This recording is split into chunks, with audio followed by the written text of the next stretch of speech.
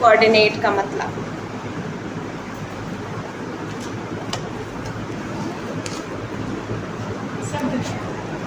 शब्द नहीं आ रहे हैं। कोऑर्डिनेट का मतलब क्या होता है? किसी से कोऑर्डिनेट करना, मतलब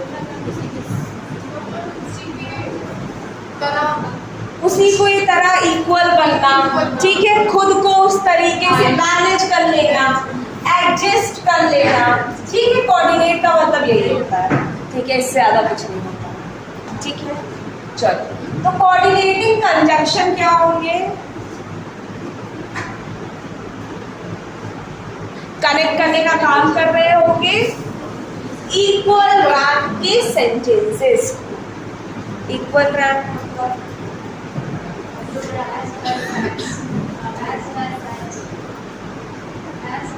एज इक्वल रैंक के सेंटेंसेस को कनेक्ट करना मतलब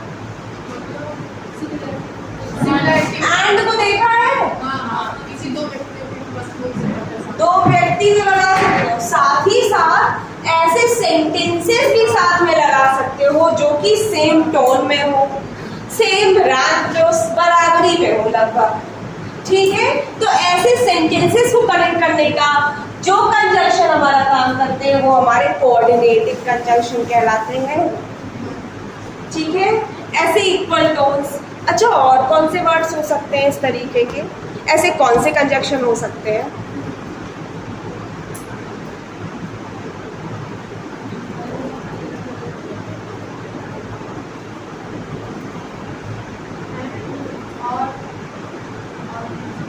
और बट, नॉट हो सकता है, कनेक्ट कर रहा होगा, ना ही ये ना हो, ठीक है। तो ये जितने भी वर्ड्स हमारे होते हैं, जितने भी ये कनेक्टर्स होते हैं, जितने भी कंजंक्शन हमारे हैं, ये हमारा इक्वल टोन के सेंटेंसेस को कनेक्ट करने का काम करते हैं, जो सेंटेंसेस इक्वल रैंक पे होते हैं। अच्छा, सबऑर्डिनेटिंग क्या होगा?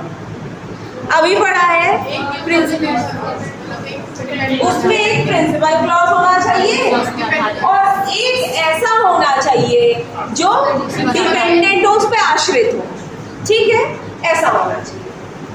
तो जो भी प्रिंसिपल क्लॉज और आश्रित वाक्य को कनेक्ट करने का काम करेगा वो हमारा सबऑर्डिनेटिंग कंजंक्शन कहलाएगा। बताइएगा कौन से ऐसे वर्ड्स हो सकते हैं?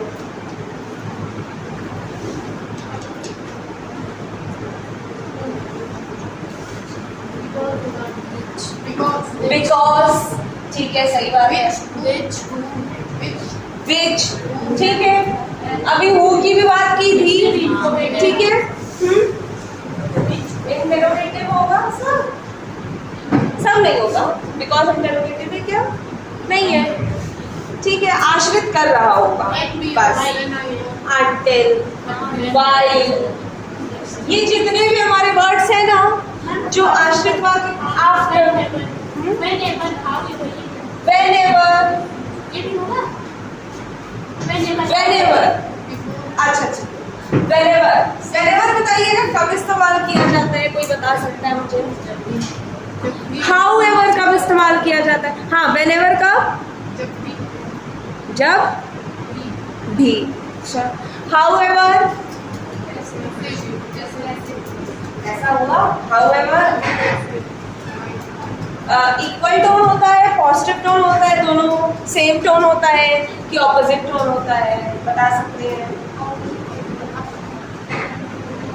however ऑपोजिट टोन होता है, ठीक है। सब लोग क्लियर है? ठीक है। तो ये हमारा इसमें आ सकता है कि नहीं? however, whenever इसमें आ सकता है कि नहीं? सबऑर्डिनेटिंग में आ सकता है। एक वाक्य है, आश्रित दूसरा वाक्य, अगर होगा तो however आएगा इसमें, नहीं भी आ सकता है। ऐसा भी हो सकता है, ये जितने कैटेगरीज हैं एक आध कंजंक्शन मिलते भी होंगे इन सब में, ठीक है। जो जैसा काम करना होगा हम वैसे पहचानेंगे, वैसे पहचानने वाले क्वेश्चंस आते नहीं है। बस समझने के लिए आप इतना जानो, कोऑर्डिनेटिंग जो होता है इक्वल रैंक के सेंटेंसेस को कनेक्ट करने का काम करता है। सबऑर्डिनेटिंग हमारा एक इंडिपेंडेंट और एक उस पर डिपेंडेंट जो होता है सेंटेंसेस, इनको कनेक्ट करने का काम करता है। जैसे ये सारे words because, which, until, after, ठीक है, सिंस, ये सब जितने भी है कनेक्ट करने का काम कर रहे हैं, ठीक है। कोरिलेटिव क्या होता है? जो पेयर्स में होते हैं, ठीक है। जैसे हमने एज आपने बात की थी ना, तो वो पेयर में होगा। एज कनेक्ट करने का तो काम कर रहा है, पर पेयर में है ना, पेयर में है ना। एज लगाओगे फिर कुछ सेंटेंसेस, फिर एज लगाओगे, इसमें आ जाएगा as. Not only but also, even though, either or, neither nor, इसीलिए यहाँ पे और नॉर लिखा था, ठीक है। इसलिए यहाँ पे आएगा आइदर और, नाइदर नॉर। समझ में आ गया तीनों टाइप्स कंजंक्शन के? यही तीनों टाइप्स बनते हैं, इनके अलावा और कोई टाइप्स नहीं बनते हैं। कोऑर्डिनेटिंग, इक्वल रैंक के सेंटेंसेस को कनेक्ट करने का काम कर रहे होते हैं ये सारे वर्ड्स, ठीक है। सबऑर्डिनेटिंग, एक प्रिंसिपल और एक डिपेंडेंट होता है उस पे, सबऑर्डिनेट बेसिकली ये सारे वर्ड्स हमारे आ जाते हैं उसमें। कोरिलेटिव जो हमेशा पेयर्स में होते हैं, either or, neither nor, even though, ठीक है। लेस्ट, शुड, लेस्ट के साथ शुड आना, ठीक है। ये सब हमारे पेयर्स में आ सकते हैं, इनको भी लिख सकते हो। चलिए लिखिएगा, टाइप्स लिखिए। लेस्ट का यूज,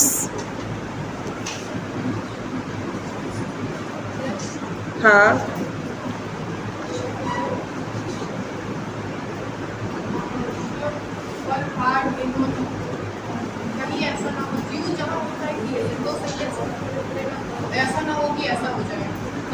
और सब लोग बताइए, क्लास में बहुत बार डिस्कशन हुआ है इस चीज़ पे। लेस्ट का मतलब क्या होता है? ऐसा ना हो जाए कि इसके साथ हम नो या नॉट का इस्तेमाल कर सकते हैं, नहीं, या कोई भी नेगेटिव वर्ड का इस्तेमाल नहीं कर सकते हैं, जैसे हमारे नो नॉट होते हैं, ठीक है। इसके साथ हमेशा पॉजिटिव वर्ड का इस्तेमाल करते हैं इनके बाद, ठीक है। इनके पहले आप अगर करो ना करो कोई दिक्कत नहीं है, पर लिस्ट के बाद आपको कभी भी नेगेटिव वर्ड का इस्तेमाल नहीं करना होता है। और क्या होता है, या तो शुड के साथ लगेगा या बिना मॉडल वर्ब के लगेगा, ठीक है, कोई भी पॉजिटिव सेंटेंसेस के बाद। और इसका मतलब क्या हो जाता है, ऐसा ना हो जाए कि, इतना तो सबको पता है, लिखवा दे इसको तुरंत, लिखिएगा लिस्ट। इसका अर्थ होता है ऐसा ना हो, कहीं ऐसा ना हो, ब्रैकेट में लिख लीजिएगा।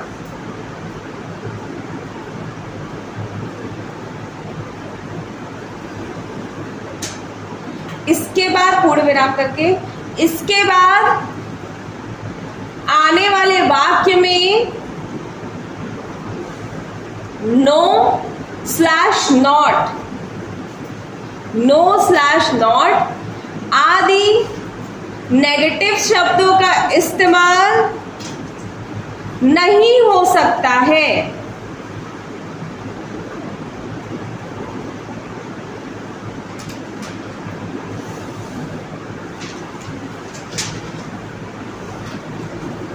फिर पूर्ण विराम करके नेक्स्ट लाइन लिखिएगा। इस वाक्य में अगर किसी मॉडल वर्ब का इस्तेमाल करना हो, इस वाक्य में अगर किसी मॉडल वर्ब का इस्तेमाल करना हो तो सिर्फ शुड का होता है, तो सिर्फ शुड का होता है।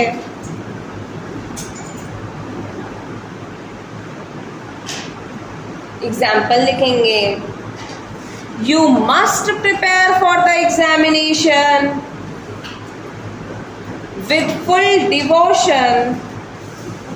You must prepare for the examination with full devotion, lest you should fail.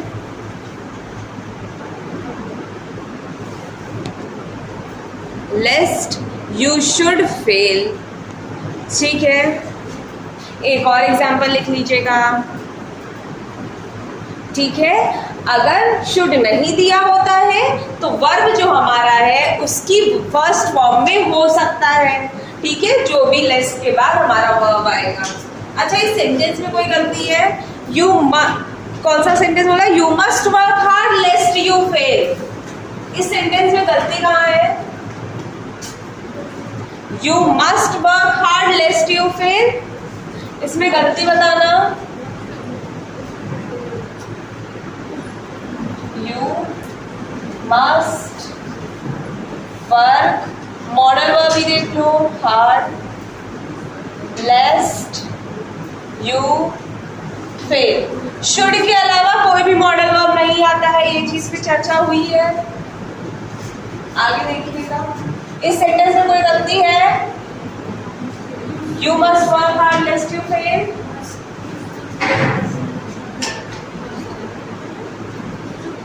यहाँ पे शुड कर दें। और कोई गलती कहाँ है?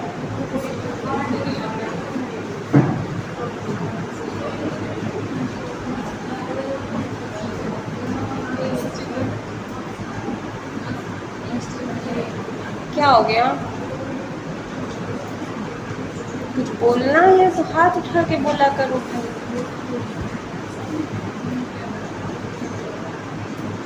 बताइए।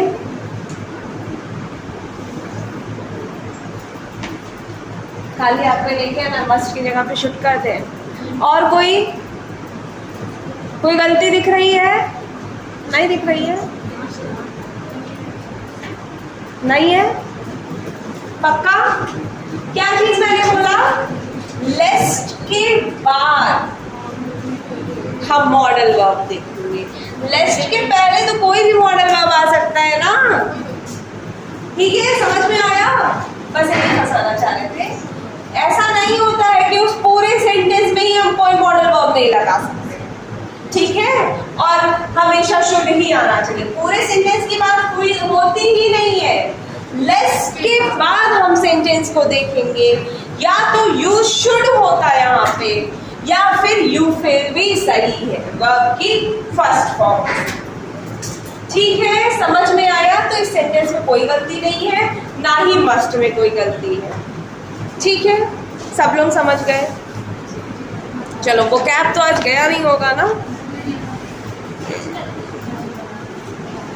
तब क्या पूछा जाए? प्रीपोजिशन